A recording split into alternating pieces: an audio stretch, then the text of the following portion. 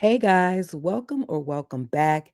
Tisha here, back for another review of Plathville, Season 2, Episode 1, A Family Divided. Today we're going to be talking about this episode, and the title says it all.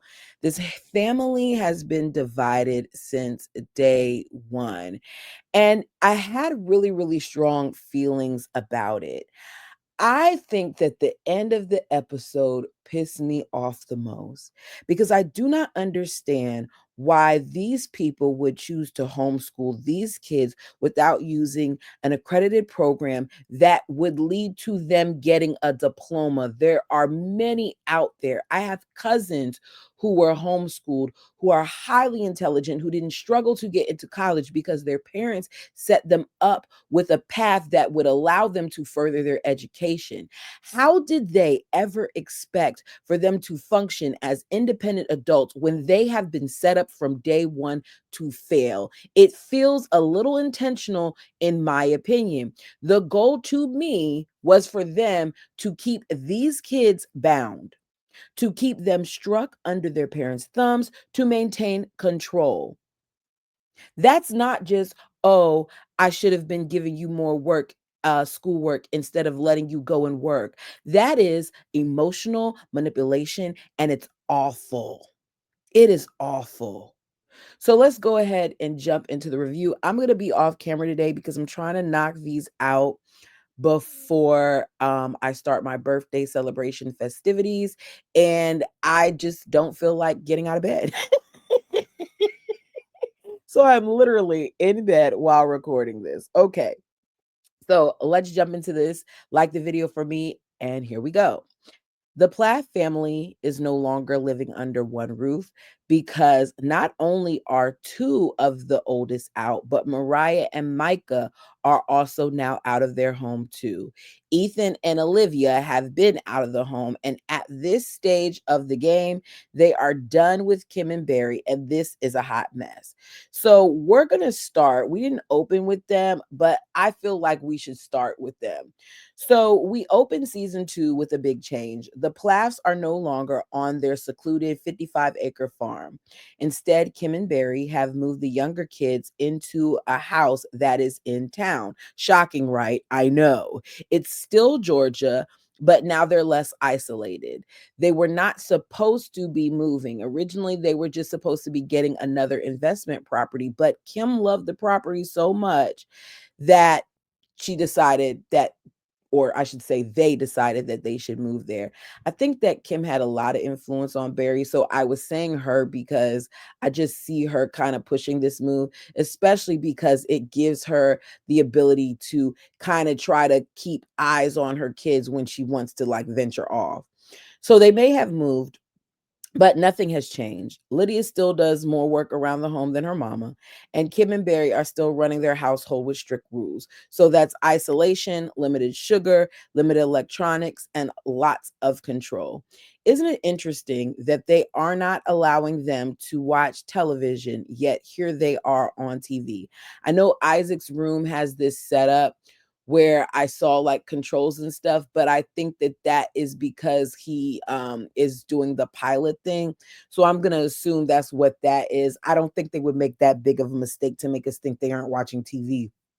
And then he has that type of stuff in his room. Micah and Mariah were basically told to leave if they couldn't follow the rules. In my opinion, you kind of kick them out. I get that being said because of their ages, but because of how isolated they were and because of how little they were taught, I kind of feel like it wasn't right for them to do this, especially because, Mariah at the time is still 17. Now, Kim is saying that they did this because she didn't want them to influence the littles. It's a shame that you have not taught your children the ability to think on their own, that you have created this concept of groupthink, like they cannot formalize their own opinions, which is where Kim often fails. I think she feels like because she was able to manipulate her kids, that others will be able to do the same thing. So Lydia and Isaac are still the well, they're not still. They are the oldest now in the home, and they are still following the rules. Seems to me like Isaac is more biding time while Lydia really believes this stuff. They are living 2 blocks away from the home that Mariah and Micah are staying in. Now, I wonder if the parents pay for this rental or if the kids did. Y'all let me know down below if you know, because I'm not sure. So Mariah and Micah are outside people. They are free. Do you hear me? They are free. They are free to do what it is that they please. They have moved out and they are renting a home together. Mariah, as they give the tour, I can't help but notice that her room is a mess, like it's extra messy, while Micah's is not as messy, but she's excited to show it. Micah is still pursuing his modeling career, even though COVID kind of stopped things a little bit. And he's trying to learn about the world without his parents filtering everything. He's, trying to figure things out, but there's definitely more confidence in him than before. It seems like Mariah is doing a lot better. She's working, she's expressing herself in the way that she wants to, and she's just enjoying being able to be whoever she wants to be. She's not running from her family anymore, but it seems like she's, learning more about her freedom. The two of them reflect on how confusing it all was growing up so sheltered and how much catching up that they still have to do socially, and I'm going to add emotionally, because there's a lot of things that they weren't taught. It doesn't seem like they know how to regulate their emotions, and some of that is because they weren't taught to. So we find out that they haven't seen the younger kids in a couple of months, because in order to see those kids they have to be watched. Sounds familiar, doesn't it? So let's jump to Lydia. Lydia, to me, is still stuck, but she doesn't find herself being stuck, but she's stuck and she's hurting. She is the one that went from walking on the water. Now, why am I talking about walking on the water? Sorry, I just got a text that distracted me. She's the one talking about going from walking around on the farm to now crying in her prayer closet, talking about how hard it is um to not see her older siblings and to see the division that's happened in her family. She's caught in the middle. She's loyal to her parents, but it's clear that she's aching for that relationship with her siblings. She talks about writing in her prayer journal every day and hoping that the family will reunite. And we see her praying for Olivia and Ethan and her other siblings. And I just feel like it shouldn't have turned into this. It shouldn't have turned into a thing where this young lady feels like she cannot be around her siblings because at what how old is she now? 16. She's not trusted to formulate her own opinions. Kim and Barry, in my opinion, should be ashamed of themselves for letting it get to this point. Okay, let's jump to Ethan and Olivia. Now we see them riding around and stuff in the car. I don't really care about all of that, right? They're still married. It's been almost 2 years, and they are living now, or should I say, Kim and them are living closer to them.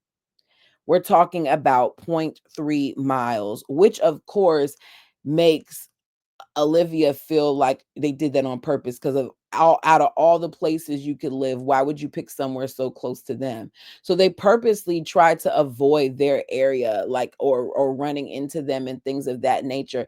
And I think that that shows just how emotionally damaging this has been to them.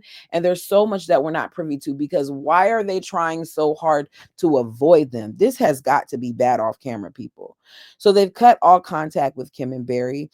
It went from them being able to see the little kids here and there to them not being able to see them at all.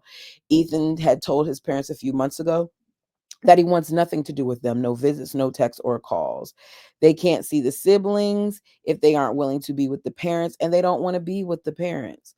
Olivia explains that after all of the conflict and basically the emotional manipulation, she doesn't call it that, but that's what it is, and the different things that they put forth, that they had to pull away.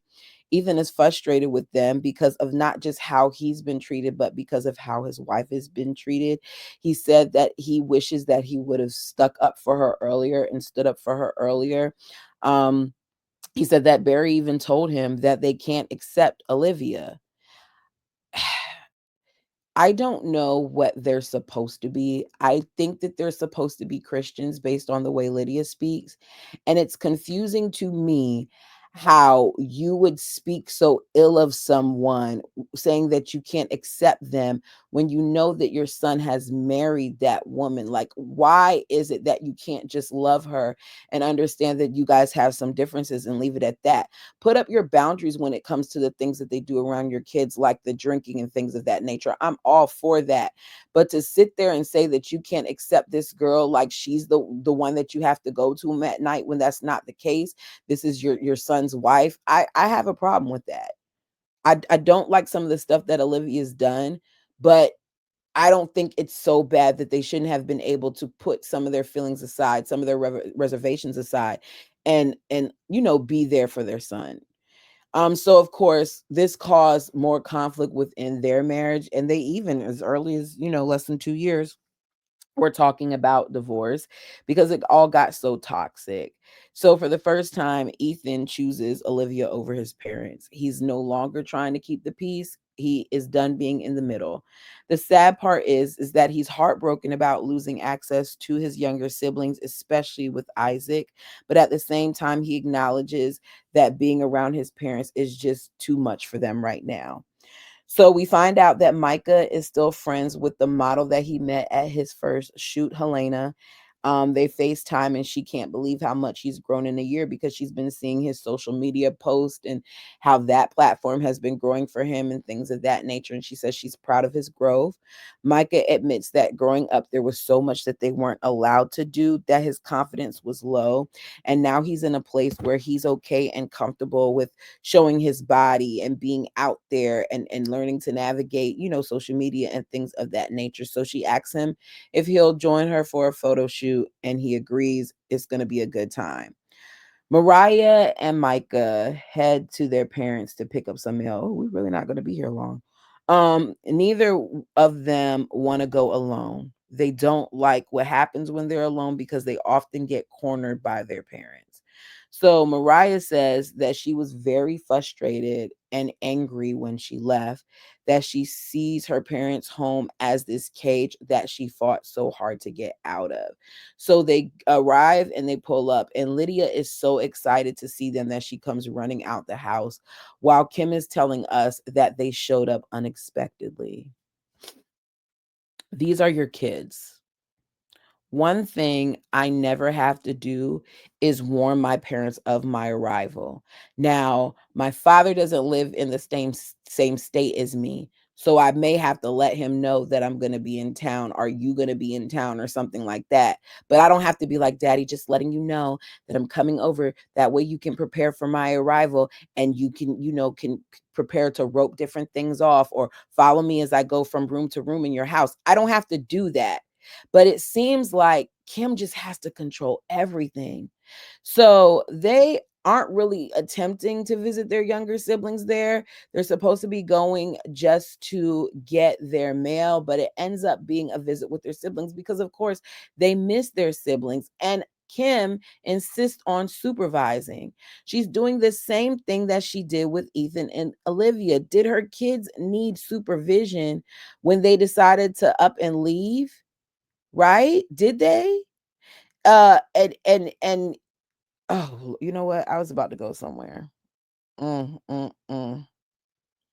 I just feel like Kim is a hypocrite because Kim up and left her kids and they weren't being supervised then. Kim up and got drunk and had a DUI and that wasn't a thing. And then you leave their father and date some random man and do all the things that you're later accusing your kids of doing when she's talking about sex and stuff. Meanwhile, here you are later on in your 50s doing those very things. She's such a freaking hypocrite. They are not dangerous. It is aggravating that she acts this way. So the visit is awkward and uncomfortable and it's rigid because Kim makes it that way. She is watching them as they go through their mail, like they can't look at the mail and read and see that it's not for them.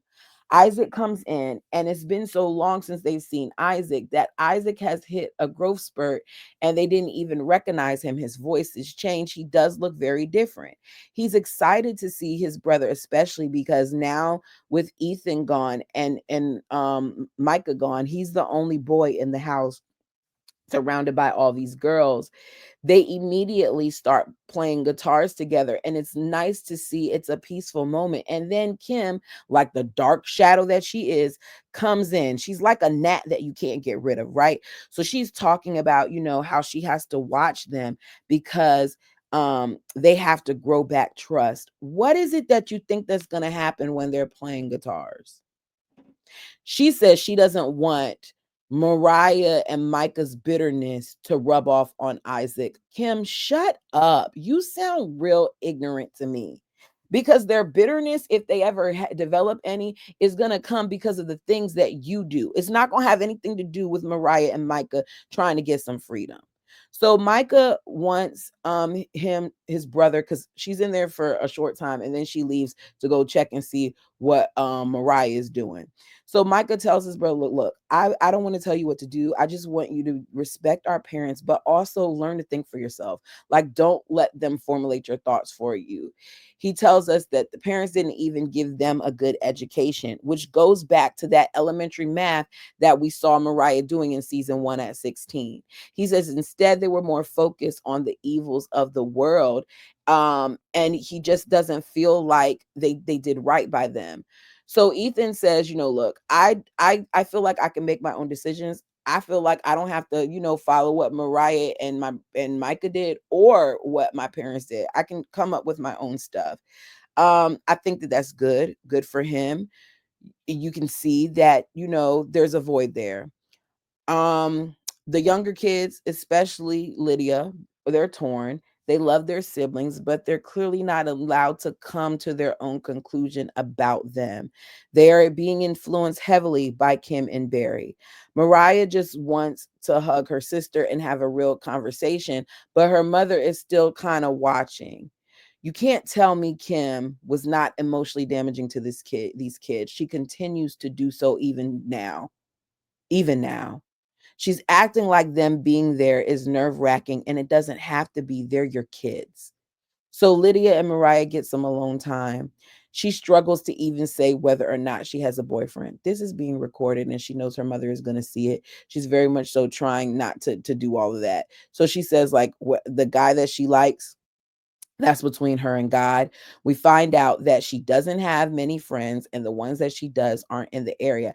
I don't see how she would have friends, because what what does she do that would allow her to have friends if she's always at home cleaning and cooking and cleaning and doing the whatever homework or busy work that she gets from Kim? She doesn't have a phone. But she's invited to come over to her sister and brother's home. Lydia's like, "Oh, that would be great. You're just gonna have to schedule it through mom." Um, Even though Lydia does not agree with some of the choices that her siblings have made, she's not judgmental like her parents, which is what Mariah would like from her parents.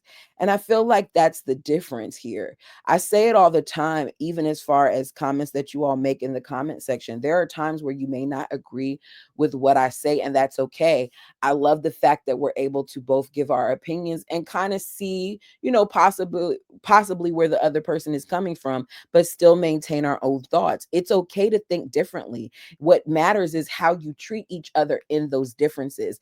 And it seems like for Kim and Barry, if you don't agree with them, then you're the problem. So it goes from the siblings reconnecting to Barry and Kim pulling them to the side. Kim is talking about how a bunch of people are sending her screenshots whenever Micah posts something. Do y'all believe that? Put down in the comment section below if you believe that people are sending Kim screenshots of Micah. I don't feel like it's true. And if it is, I feel like those people need to get a life. I don't believe that. I believe that Kim has been snooping around on his page to see what he's been doing, which probably isn't hard because it's probably not private. I don't think people are sending them shots of that. Like, people have better things to do than sit around and watch your son all day on IG or whatever social platform he was using at the time. She says she always knows what they're up to and she's laughing about it, but it's bothering the kids. She even points out, like, I know that you have a boyfriend. And Barry's like, oh, you have a boyfriend? And he does that little smirk that he does. Yeah. This annoys Micah and it annoys Mariah because they're trying to have their own life and being detached from them. And here she is snooping around. So Mariah chooses not to talk with them about her man. She doesn't want to have that discussion. And the smirk on Barry's face annoys me. Whenever he doesn't like something or when he's doing something like they have that gaslighty behavior, he does that stupid smirk. So the goal was for Mariah to go to college, but she basically found out that she's not ready for college because there's so little that she was taught. Micah says one of the things that is very, very frustrating to him is how they were raised, that education wasn't a huge preparation. He asked them why they weren't prepared. Kim excuses it by saying that she gave them schoolwork and they did not do it. As much as Kim controls the situation, does she really expect for us to believe that?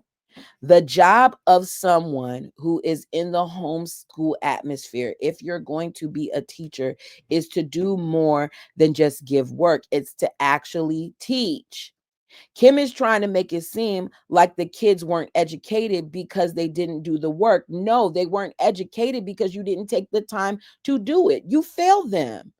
There are curriculums all over the place. Why didn't you pick one? Why didn't you have an independent teacher come in and teach your kids? This falls on Kim and Barry, but more so Kim because she took on the role of the teacher. She's talking to Mike. She's like, yeah, you say that we didn't educate you, but you took the 12th grade standardized test and you score within the 95, the 95 fifth percentile. What does it matter if he scored in the 95 percentile? And in what subject? That's the real question. Are you saying he did it across the board? Because in New York, they have regents, and regents are for different subjects. In where I'm at now in Virginia, they have what are called SOLs, and that's in different subjects. So, what did he get in the 95 fifth percentile in? Because he points out that he doesn't have a diploma or even a GED. They do not know the real world. And it made it harder for them to once they were put out in it. And it also makes it harder for him to forgive. Barry and Kim do not get it, or they choose to not get it. He's talking about pitfalls and traps while she's talking about them damaging themselves with sex and the ramifications of it. They never spoke about these things before, so why you want to talk about it now? All they keep talking about is their hurts, when what they should be talking about is their shortcomings and the things that they've done to damage these children. What does the I don't understand what the pitfalls and traps have to do with the fact that you all did not educate these kids. It's deflection at its finest. Micah requests that they do better by their siblings and actually give them a chance to be better. Now, Kim is trying to act like she's already changed things and now she makes them do more work. But Kim, that's still not addressing the real problem here is because just because you make them do more work doesn't mean that you have them engage in a curriculum that will allow them to, once they're done, get a high school diploma. The goal of homeschooling is not for them to get a GED. It's for them to be schooled at home and be able to get a high school diploma as well. You are failing them and not making sure that that is fixed. Then, of course, Barry's talking about how, his unconditional love and how they just want to love him. Nobody cares about that. What we care about is the fact that y'all are crappy parents. That's basically how it ends. And Mariah and him walk away, and she's like, that was harder than I thought. To me, this show has went from a show about conservative parents to a show about control. Kim and Barry represent a system that is crumbling under them. And the wildest part of all of this is there's so much tension between this family and they all live within a mile of one another. This is insane. You all let me know what you thought of this. Are Kim and Barry still trying to control the narrative? Do you think that the older kids are going to find their voices? Should Mariah and Micah fight harder to see their parents? Do you think that Barry and Kim will ever realize their wrongs and actually make changes? Drop your thoughts in the comment section below. Make sure you like and subscribe, and I'll be back with episode 2 on Wednesday. Until next time, peace, you guys.